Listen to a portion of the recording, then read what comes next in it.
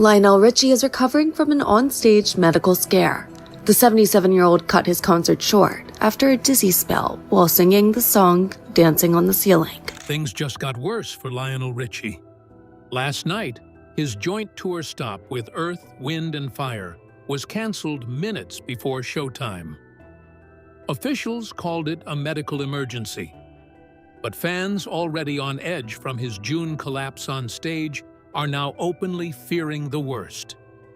At 77, after the dizzy spell, hospital trip, and postponed dates, this sudden cancellation has many asking the same cold question. Is something seriously wrong with Lionel Richie?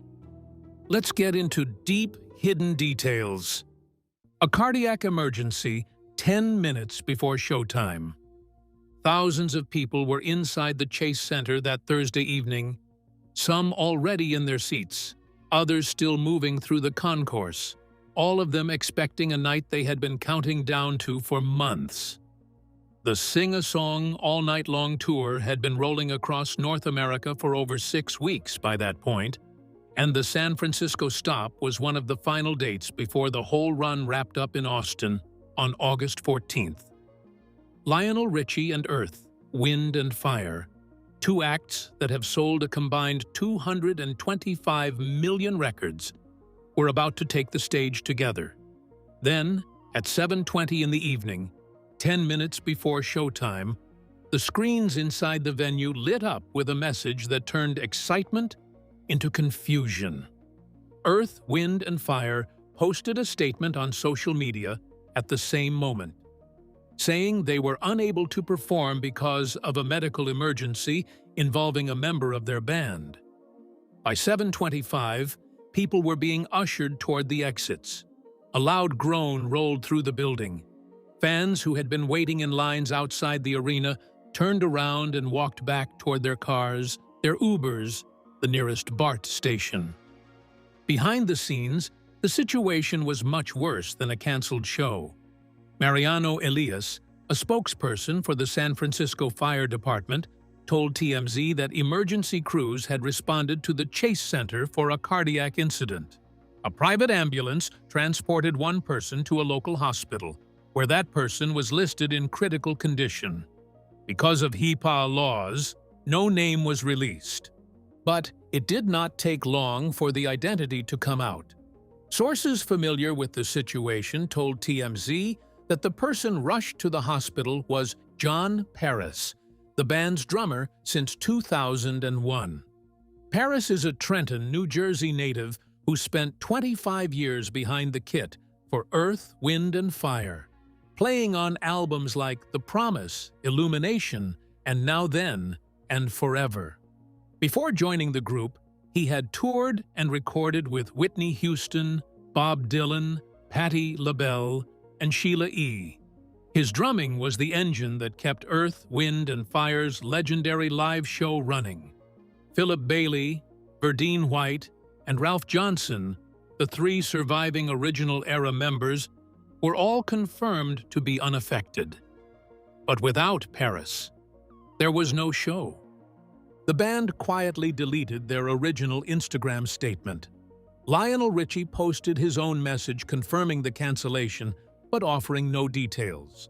Representatives for Earth, Wind and Fire did not return requests for comment from multiple outlets. And 4 more shows still sat on the calendar with no guarantee that any of them would happen, because this was not the first time the Sing-a-Song all-night-long tour had been rocked by a medical crisis, and what happened in St. Paul 6 weeks earlier was just as frightening. The night the music stopped in Minnesota. On June 24, 2026, Lionel Richie took the stage at Grand Casino Arena in St. Paul, Minnesota, for the opening night of the tour.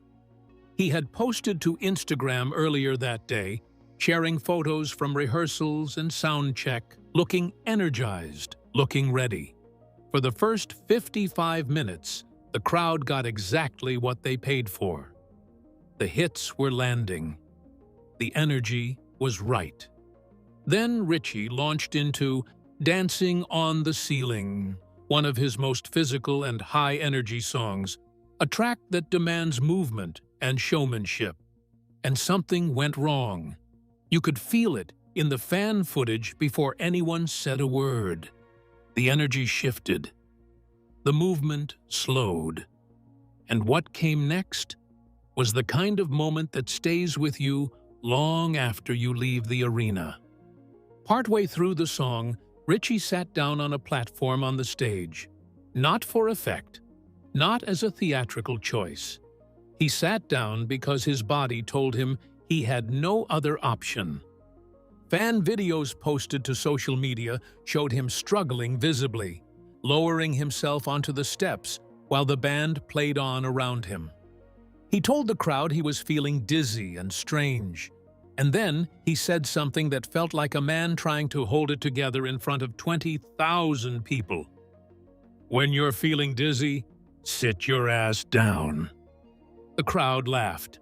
He moved to the piano and managed to get through 3 times a lady while seated, but even that performance felt fragile, like watching someone trying to drive a car on a flat tire. After the song, he called an unplanned intermission and walked off stage. His band stayed on stage for 15 more minutes, unsure of what to do, before they also left.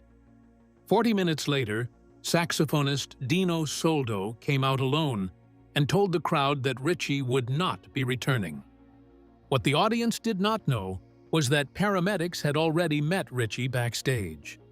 The St. Paul Fire Department confirmed to Fox News Digital that an adult man was transported from the arena to a local hospital by Fire EMS. TMZ reported that the hospital visit was described as a precautionary measure, but no specific diagnosis was ever shared publicly. Not that night, not the next morning, not in the weeks that followed. And the silence that followed was almost as concerning as the incident itself. 2 shows disappear, and nobody explains why. The morning after St. Paul, fans checked their phones, hoping for a reassuring update from Richie himself. Instead, they got a corporate statement from Live Nation. Under advisement by doctors to rest and return to full health, Lionel Richie had postponed his next 2 shows, Friday, June 26th in Chicago, and Saturday, June 27th in Columbus, Ohio. The statement said he was heartbroken. It said rescheduled dates would be announced soon. It said he and Earth, Wind, and Fire would return to the stage on Tuesday, June 30th in Pittsburgh. But it said absolutely nothing about what had actually happened to him. No diagnosis has been confirmed, no medical details have been publicly disclosed, and Lionel Richie himself has not released any personal statement addressing the concerns. His social media went dark. The only health update came from his ex-wife, Brenda Harvey Richie, who posted on the platform X on June 26th, writing, "Thanking everyone for their concern. Lionel is okay and will be back on the stage." That was it.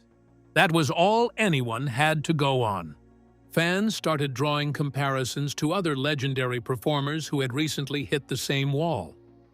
Rod Stewart, 81, had canceled a show in San Diego less than an hour before it was supposed to start, citing health issues. Frankie Valli, 92, had canceled his entire 2026 tour in May because his body could no longer handle it. Barry Manilow and Dolly Parton had both postponed recent performances. A generation of artists who had once seemed invincible was proving, one canceled show at a time, that they were not.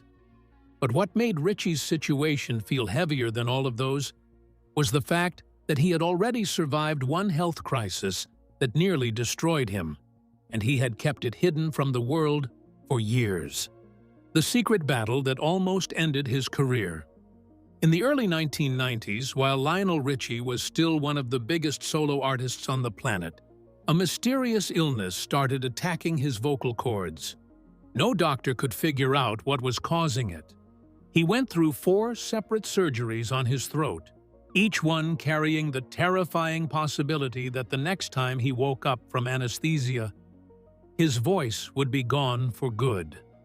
For a man who had built his entire identity around his ability to sing, who had written Hello and Truly and We Are the World, the experience was not just physically painful, but existentially devastating. In a 2012 interview, Richie admitted that the ordeal brought him as close as he ever would have come to a nervous breakdown. He questioned who he was without his voice. He questioned whether anything he had built would survive if the instrument that created it all simply stopped working. Eventually, doctors identified the cause as diet-induced acid reflux, a condition that had been silently eroding his vocal cords from the inside for years. The surgeon who operated on him, Dr. Stephen Zeitels at Massachusetts General Hospital, went on to become the most famous vocal cord specialist in the world, later performing the same procedures on Adele, Steven Tyler, and Sam Smith. In his 2025 memoir, Truly, Richie opened up even further about the private battles he had been fighting behind the smile. The book revealed his ADHD diagnosis, a condition he had struggled with since childhood but never understood. He wrote about how his inability to focus made him feel broken, how anxiety followed him even when the records were going platinum. He wrote about his father's death in 1990, his 2 difficult divorces, and the way the music industry shifted beneath him while he was trying to heal. Publisher Harper One described the memoir as intimate and deeply candid, covering what Richie called his darkest period, a stretch of years where he barely survived the combination of personal loss, professional uncertainty, and a body that was working against him. That book came out before the summer of 2026. It was written by a man who believed the worst was behind him, who had looked back at the wreckage of the 90s and decided he had earned the right to exhale. And few things in life cut deeper than watching someone who wrote an entire book about surviving their worst chapter walk straight into what might be the beginning of a new one.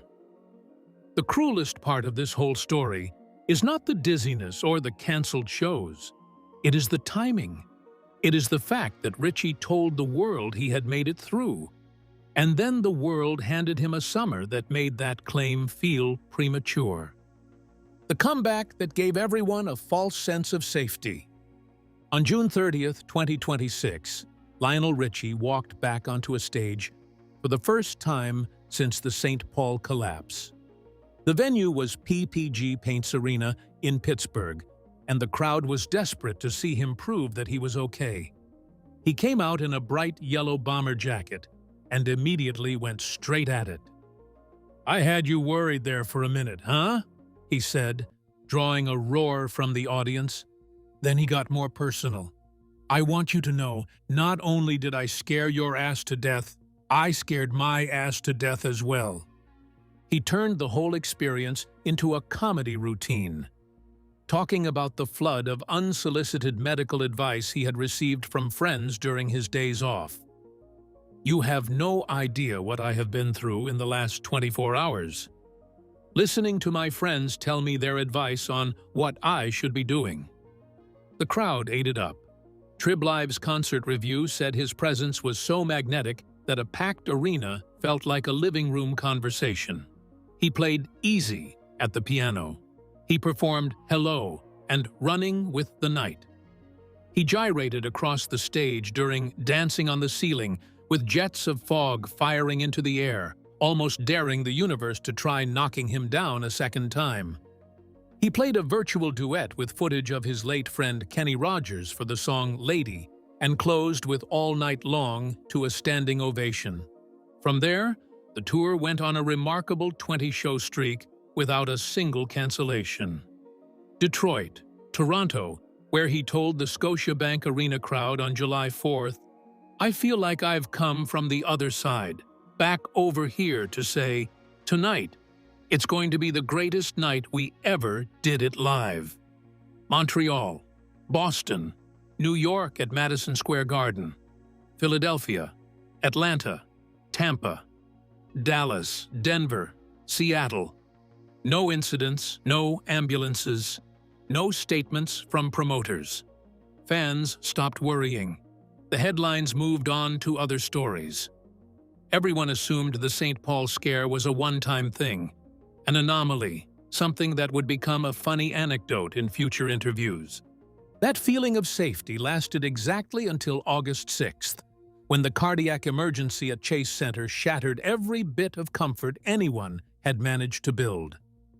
What happened in San Francisco did not land in a vacuum. It landed on top of years of loss that have been slowly thinning the ranks of both acts on this bill. And the weight of all that loss makes every remaining show feel heavier than it should. A tour haunted by loss. This was the third consecutive year that Lionel Richie and Earth, Wind and Fire had attempted a joint tour, and every single run has been hit by cancellations and last-minute emergencies. In August 2023, during the first Sing-a-Song all-night-long tour, Richie canceled his Madison Square Garden show 1 hour after the scheduled start time because weather prevented his plane from landing. Fans inside the venue booed. Videos went viral. Social media turned hostile. He rescheduled the show for 2 days later, which forced Earth, Wind and Fire to cancel their own separate concert in Connecticut. And the losses that Earth, Wind and Fire have absorbed run far deeper than scheduling headaches. Maurice White, the band's founder and the creative mind behind everything the group ever achieved, died in February 2016 at 74 after years of battling Parkinson's disease. His brother, Fred White, the group's classic-era drummer, died in January 2023 at just 67. Andrew Woolfolk, the saxophonist whose soaring solos on September and Fantasy defined the band's sound, died in April 2022 at 71 after being ill for 6 years. Philip Bailey wrote on Instagram when Woolfolk passed, "I met him in high school, and we quickly became friends and bandmates. He has transitioned on to the forever." Harry Kim, the trumpeter from the Phoenix Horns who played alongside the band for years, died in April 2026 at 74. Every one of those deaths stripped away another layer of the original identity that made Earth, Wind, and Fire into what they became. The surviving original era members are carrying that legacy now, and they are not young. Verdine White is 83. Philip Bailey is 75. Ralph Johnson is 76. They still deliver electric performances, and the Questlove-directed HBO documentary about the band that premiered in June 2026 proved that their artistic significance is only growing. But the cardiac incident in San Francisco just reminded everyone that the clock does not care about legacy, and the distance between a triumphant concert and a hospital bed can close in the time it takes to walk from a dressing room to a stage. 4 shows left, and no guarantees. As of today, the Sing-a-Song all-night-long tour still has 4 dates remaining. Palm Desert tonight at Acrisure Arena. Los Angeles on August 9th at the Intuit Dome. Phoenix on August 11th. Austin on August 14th, the final show. No official update has been released on John Paris's condition since TMZ identified him as the drummer who suffered the cardiac incident.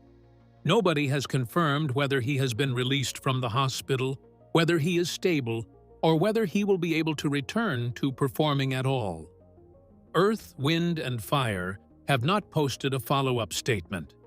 Their representatives have not responded to requests for comment from TMZ, Hello Magazine, Fox News, or any other outlet that has reached out. And Lionel Richie, who 7 weeks ago was the one being loaded into an ambulance in St. Paul, who 5 weeks ago was joking on stage about how he had scared himself to death, is now watching a member of his touring family go through something that may be far worse than anything he experienced. There is still no official explanation for what caused Richie's dizziness in Minnesota. There is no public diagnosis. His memoir covered his past battles with surgical precision and emotional honesty, but that book was finished before the summer of 2026 started breaking things. Fans who grew up slow dancing to Hello and losing their minds to September are watching two of the most important musical acts in American history push through a tour that keeps testing their physical limits. Every city left on the schedule carries a weight that goes beyond entertainment.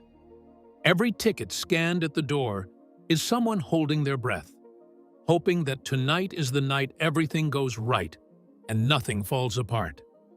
And every fan who has watched this tour from a distance, refreshing their phones for updates, checking Instagram for statements, scrolling through TMZ at midnight, knows exactly what that anxiety feels like. It is the anxiety of loving something that you cannot protect, of watching people who gave you the soundtrack of your life reach an age where the body stops cooperating with the spirit. The final stretch of this tour will decide whether 2026 is remembered as the year these legends proved they could outlast anything, or the year the music started going quiet.